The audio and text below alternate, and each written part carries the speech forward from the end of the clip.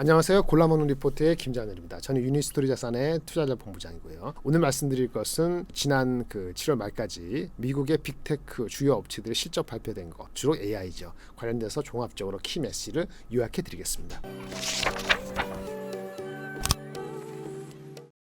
일단 AI, 과연 무엇이 중요한데 이렇게 AI 갖고 난리칠까? AI는 결국은 인간의 그 모든 정신적, 육체적 행동을 과거 데이터나 습관들을 패턴을 완벽하게 인식해서 사람처럼 대신 행동해 주는 거죠. 그리고 사람이 행동할 수 없는 그 방대한 데이터를 기본적으로 학습한다는 측면에서 가장 중요한 건요. 물론 인프라도 저고 다 중요한 스타트는 데이터입니다. 그래서 AI 그 주식을 얘기할 때 결국은 장기적으로 가서 우리가 크게 볼 수 있는 주식은 오리지널 데이터가 확실한 회사예요. 첫 번째, 오리지널 데이터가 어떤 거냐라고 개념을 정리해 드리겠습니다. 우리가 그 생활하면서 우리가 만드는 데이터는 여러 가지가 있는데 사람들은 기본적으로 자꾸 뭘 찾거든요. 검색하고 호기심이 많아요. 호기심이 많다는 것은 호기심을 채울 수 있는 데이터를 찾습니다. 과거에는 있을 수 없던 일이 인터넷 검색을 통해서 일어나고 있죠. 이 습관은 목소리로 찾던 비디오로 찾던 아니면 동영상으로 찾던 글로 찾던 뭐가 됐든 간에 찾게 돼 있거든요. 이 검색 데이터. 근데 우리가 어디서 검색을 하죠? 구글, 네이버 이런 데서 보통 검색을 하잖아요. 타이핑으로.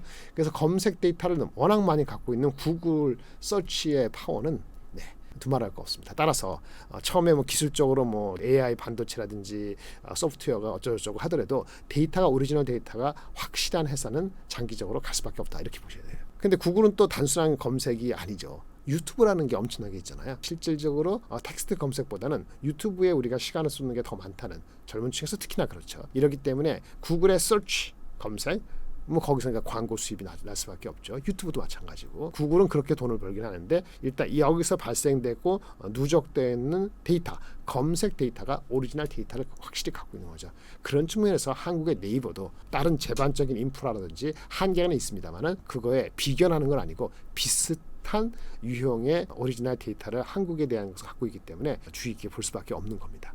두 번째는 인간이 검색을 하면 공유합니다. 왜? 인간은 호기심을 만족시키는 스스로 이제 계속 도파민이 나와요. 행복하게 되고 두 번째 단계로는 그거를 혼자 갖고 있지 않고 누구한테 공유합니다. 사실은 제가 10여 년 전만 하더라도 인간은 프라이버시도 중요하다고 생각을 한 측면이 있는데 오류였어요. 프라이버시가 안 중요한 건 아니지만 그거 이상을 뛰어넘는 공유하면서 과시하고 만족하고 인정받고 이런 측면의 그 본성이 더 강했던 거죠. 아직까지는 공유하는 데이터 어디를 통해서 했습니까? 인스타그램, 페이스북 그 다음에 각종 SNS, 트위터, 여기는 지금 중국 얘기를 안 했습니다만 중국의 비슷한 회사들 SNS, 미국은 메타가 대비되죠. 그래서 메타버스 잘 못했다, 엄청나게 돈 투자한다, CEO에 대한 리스크다 여러 가지 얘기를 하기도 했습니다만은 프라이버시 이슈다. 핵심은 공유할 수 있는 데이터가 너무 많은 거예요. 누적된 게 많고. 그래서 인스타그램, 페이스북 이런 쪽에 되고 있는 거죠. 트위터, X, 테슬라가 과연 메타에 공유하고 있는 거를 과연 경쟁에 붙을 수 있을까? 저는 개인적으로는 yes and no라고 생각합니다. 시간이 걸릴 것 같아요. 시간이 걸릴 것 같고 하지만 트위터도 지금 X죠.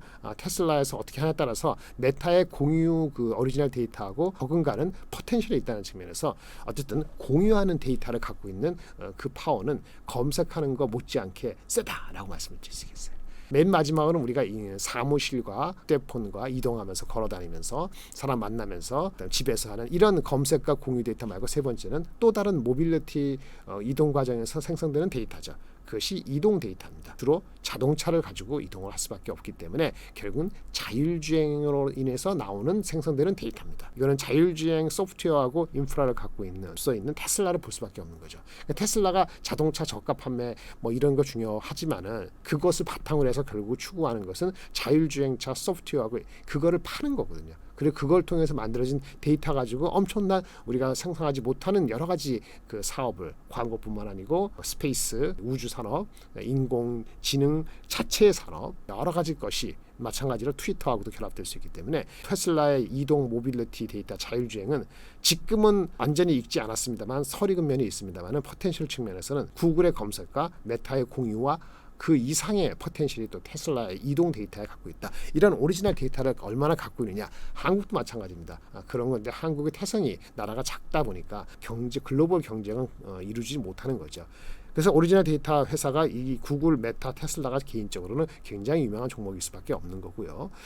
분기 실적이 연연할 게 아니라고 봅니다. 그다음에 이제 한국이나 여러 다른 업체들이 기대하는 거는 이러한 오리지널 데이터를 바탕으로 해서 AI의 그 엄청난 발전을 방향으로 가면은 그걸 뒷받침하고 그걸 또 어떨 때는 리드하고 어떨 때는 이게 부족해서 생각만큼 오리지널 데이터를 활용하는 AI가 확산이 안 되고 그런 어떤 큰 변수가 되는 게 인프라입니다. 인프라는 클라우드, 이게 모든 게 클라우드 베이스로 되기 때문에 아마존과 마이크로소프트를 그런 측면에서 봐야 되는 거고요. 인프라는 빨리빨리 재지지 않을 수 있어요. 경기에 관련되기 때문에 투자의 결정은 조금 한두 분기 미뤄지거나 여러 가지 그 버짓 측면에서 결정이 좀 미뤄질 수 있거든요. 그럼 분기별로 투자는 안 되고 기대는 멈춰가고 이럴 수도 있거든요. 주가가 좀 변동이 있을 수 있지만 어쨌든 앞에 말한 오리지널 데이터가 제대로 성숙되고 그 다음에 만개되기 위해서는 클라우드라든지 포함한 인프라가 중요하다는 겁니다. 그래서 마이크로소프트를 위시로 한 클라우드 업체를 보는 거고요. 한국을 포함한 또 대만을 포함한 이 모든 것들을 이루게 하는데 클라우드 오리지널 소프트웨어가 작동하게 하는 데는 짝꿍이 필요하죠. GPU, 그다음에 HBM, 메모리 같은 게 필요합니다. 그 칩 단계에서 GPU가 워낙 강세여서 HBM이 상대적으로 덜한 면이 있었습니다만 최근은 제대로 부각이 되고 있죠. 엔비디아, AMD, 하이닉, 삼성전자. 이 업체들이 칩을 만드는데 필요한 거는 파운드리 패키징이죠. 여러 가지 패키징이 나오는데 TSMC가 워낙 파운드리에서 넘버원이지만 각종 아웃소스하는 어셈블리 패키지 테스트 업체들 이런 장비 업체들까지도 수혜를 받는 거기 때문에 이 트렌드가 금방 없어지겠습니까? AI 침투율이 지금 몇 퍼센트도 안 되는데 과연 이것이 50% 60%까지 안 되더라도 모든 산업에서 20-30%로 된다면 아마 시장의 포텐셜 성장성은 최소한 2-3년은 엄청나게 세다라고 말씀을 드리는 거죠. 그런 측면에서 실적을 발표한 업체들의 포인트가 있는데 구글 보세요. 구글도 보시면은 뭐 실적은 YOY, QOQ 2분기 중요한 게 아니고 약간 전반적인 데이터를 건설하는데 데이터 센터를 건설하는데 딜레이된 프로젝트가 있습니다만은 올 하반기부터 본격화될 것으로 예상을 했고요. 운영하고 있는 제너러티브 AI 그 생성하는 그런 걸 연구하고 사업을 하는 각종 유니콘 회사들이 있잖아요. 그 유니콘 회사의 70% 10명 중에 7명은 구글의 클라우드 고객이랍니다. 그래서 구글의 의미가 있는 거고 실제 2-4분기 때 4월에서 6월 동안 얘네들의 생성 AI에 대한 고객 수는 15배나 증가했다. 그렇기 때문에 구글에 대한 기대 심리가 높은 알파벳 주식을 얘기하는 겁니다. 메타 플랫폼. 메타는 아까 뭐라 했죠? 공유하는 거죠. 공유하면서 얻는 것을 가지고 광고에 활용을 하는 겁니다. 모멘텀은 가장 크다고 봅니다. 주가가 140% 넘어도 멈출 생각을 안 갖고 있는 거죠. 그래서 이 각종 광고 시장에 AI 관련된 투자하고 본격적으로 되면서 의미가 커지는 겁니다. 물론 안타깝게도 단기적으로 캐펙스 가이던스가 조금 한 10% 정도 하향이 됐습니다만은 이거는 AI가 아닌 일반 서버에 대한 비용 절감과 일부 납품 지연에 의한 거기 때문에 큰 이슈는 아니다라고 보시는 게 맞을 것 같아요. 메타는 또 달라진 것이 오픈이에요. 라마2라는 언어 클라우드 있잖아요. 라마2라는 게 있는데 그것을 가지고 마이크로소프트의 윈도우하고 이런 데 장착해서 AI를 오픈했거든요. AI 그 언어 모델을. 그것도 상당히 의미가 있는 거고 중국 알리바바 같은 경우가 최초로 메타의 AI 모델을 지원하기로 또 얼마 전에 발표한 것도 메타의 오픈 소스 그 전략의 포텐셜을 좀 느끼게 하는 거라고 말씀드릴 수 있겠습니다. 그냥 장비 업체 들어갈까요? 실적에 또 ASML 장비 업체가 글로벌 반도체 장비 업체 넘버원은 ASML이죠. 근데 약간 식상하다고 생각하시는 분이 있어요. 맨날 EUV 하는데 사실은 주가도 초반에는 좀 주춤 상대적으로는 덜 갔는데요. ASML은 가장 중요한 노광 장비 EUV를 만드는 회사인데 매출에 실질적으로는 EUV 전 단계의 넌 EUV 정확히는 DUV라는데요. 딥 울트라 바이올리트 그 장비가 그러니까 미세공정 최첨단 바로 전인이었죠. 그 비중의 60% 이상 되거든요. 2분기에 실적이 엄청 좋았어요. 가이던스도 좋았어요. 그런데 그거는 DUV 판매가 증가된 건데 DUV는 뭐죠? 예, 중국이나 이런 업체들한테 많이 팔리거든요. 아직까지는 장비 규제가 DUV까지 안 갔기 때문에. 근데 이것이 9월인가 이후로 장비 판매 제한 조치를 한다고 하는 것이 실제 시행이 되면은 2-4분기 때 많이 팔렸던 DUV 중국향이 빠지는 거 아니냐 이런 우려 때문에 ASM의 주가가 내려간 거고 EUV 같은 경우는 좀 타이트한 그 스케줄 때문에 출하가 좀 덜했다. 그다음에 일부 그 EUV를 쓸 수 있는 얼마 안 되는 삼성이나 TSMC가 받아가는 스케줄을 좀 미뤘다. 이런 것 때문에 ASML이 주가가 좀 신통치가 최근에 안 왔다고 같아요. 하지만 아까 말한 것처럼 장기적으로 EUV에 대한 그 수요는 계속 늘어나기 때문에 DUV가 중국향으로 판매되는 물량의 변동 때문에 ASML이 멈칫한 거는 전반적으로 다른 업체한테 그러니까 반도체 우리 만드는 회사 입장에서는 별 큰 이슈는 아니다라고 말씀을 드릴 수 있겠습니다. 램 리서치라고 있습니다. 반도체 장비 중에서 ASML, Applied Materials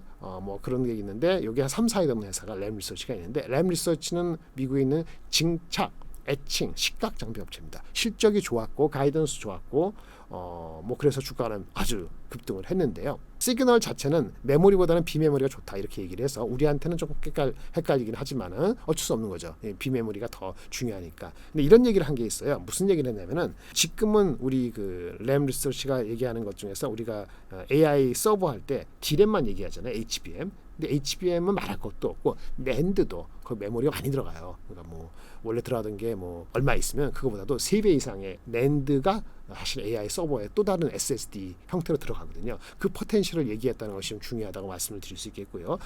우리 램 리서치를 기준으로 한다면 증착하고 시각하는데도 얘네가 마켓시어가 50%인데 특히 HBM 3D에 이런 쪽에 수요가 올라가면 장기적으로 좋다 이런 얘기를 하고 있어서 단기적으로는 좀 천천히 할 것 같아요. 우리 램이 낸드 쪽에 그 비중이 한 20%거든요. 낸드가 삼성하이닉스가 감산을 계속한다고 했기 때문에 그거는 상단을 좀 제한할 수 있습니다만은 큰 그림에서는 증착 애칭 솔루션에서의 HBM3 적층에 필요한 이 장비의 수요가 장기적으로 올라가기 때문에 추세가 바뀔 것 같지는 않습니다. 그다음에 좀 지난주 내내 좀 신경 썼던 거는 TSMC죠. TSMC는 실적 발표에서 올해 전체적인 매출 금액을 10% 그러니까 YOY 10% 떨어진다고 얘기를 했어요. 근데 AI 성장은 무척 좋다고 했는데 AI 비중이 얘네들도 한 4, 5%, 6%밖에 안 되거든요. 이것이 뭐 갑자기 뭐 10몇 프로 되는 건 아니기 때문에 기존의 IT, 스마트폰이라든지 HPC 수요가 생각보다 빨리 안 와서 재고 조정이 고객의 재고 조정이 3분기가 아니고 4분기까지 이어질 수 있어서